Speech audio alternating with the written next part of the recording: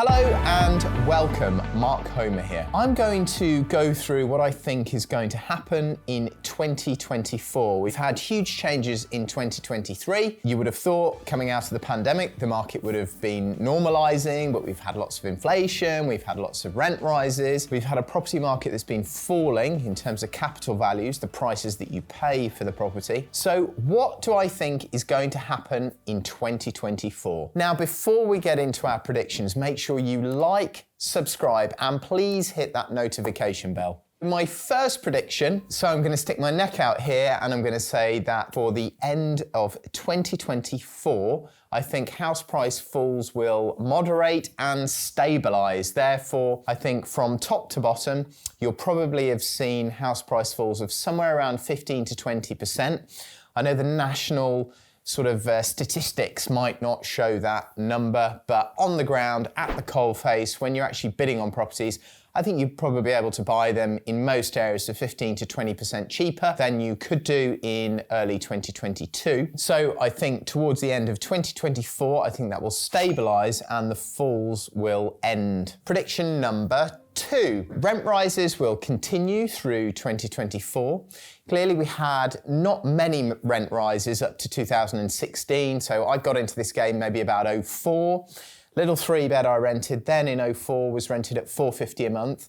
You go all the way to 2016, which is 12 years later, that same 3-bed was only renting for about $550 a month. That's because lots of landlords have been coming into buy-to-let, they'd been buying properties and there was plenty of supply. Fast forward past 2016, we had Brexit, we've had the pandemic, inflation rising, therefore interest rates shooting up, and Section 24, which was announced in 2016, has meant that lots of landlords have been leaving and less landlords have been buying properties.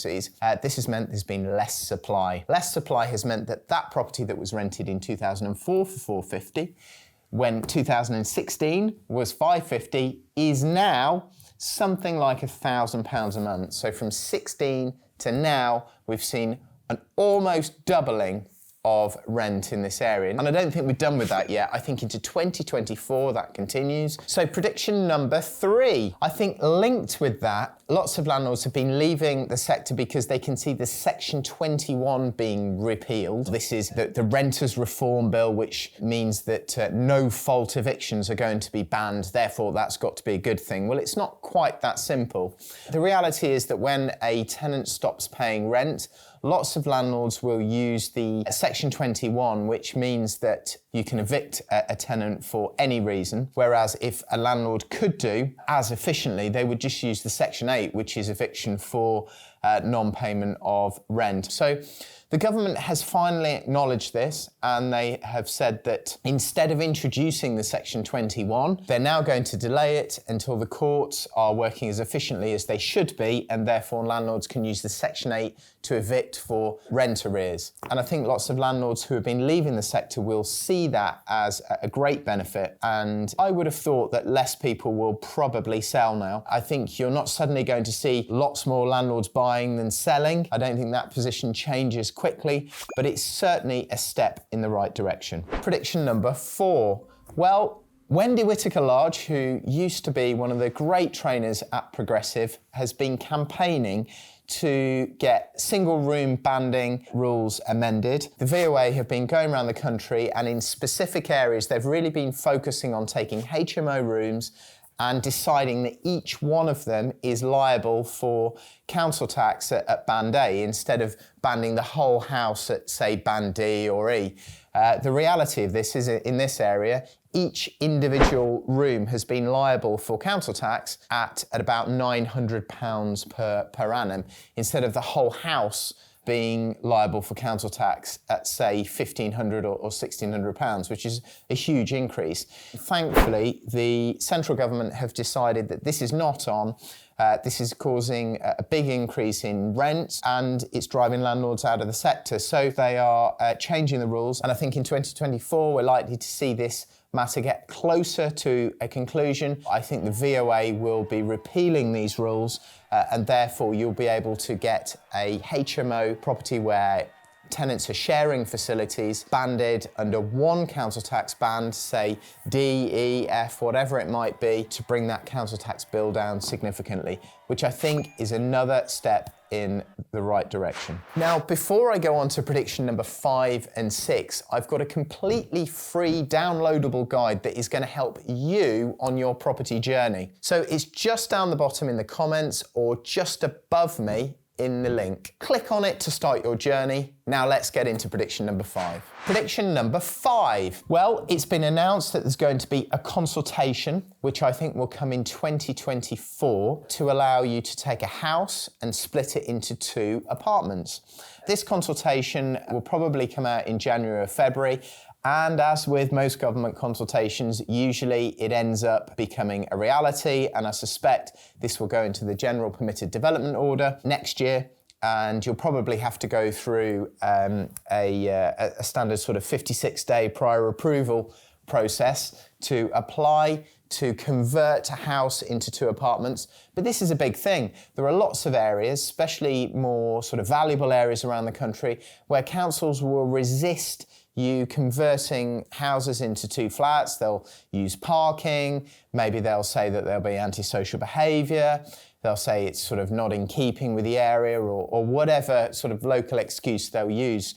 And I think this will remove lots of the avenues that councils have got to go down to refuse planning consent to do such conversions. Now, it doesn't necessarily mean it's going to be open season, you can do it everywhere, because there may be some Article 4 direction orders removing this, but this is a huge thing. I don't think it'll work on sort of lower value properties. We've got lots of sort of 150, 200,000 pound properties here, and I think the cost of conversion of an apartment or a house into 2 apartments in, say, the lower value areas of Peterborough won't really work.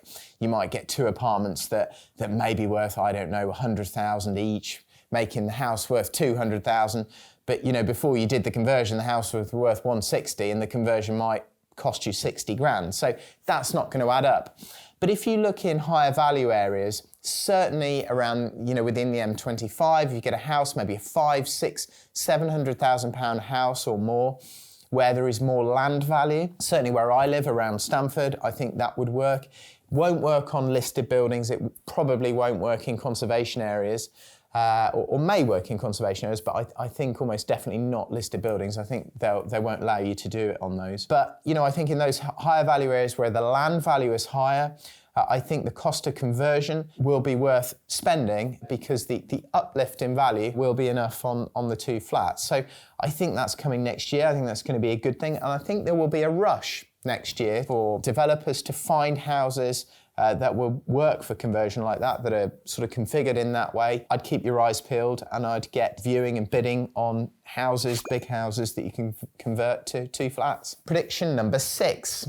Now, the government have confirmed that you're not going to have to meet the EPC rating of C in 2025. This was a big deal, something else that was driving landlords out of this sector. So it looks like you're going to be able to continue to let your properties with an EPC E or better. And therefore, I think this makes lots of properties which weren't viable for buy-to-let suddenly viable again. So I think more and more investors are going to be looking at those properties, maybe some that are even an F, that don't cost too much to turn them into an E.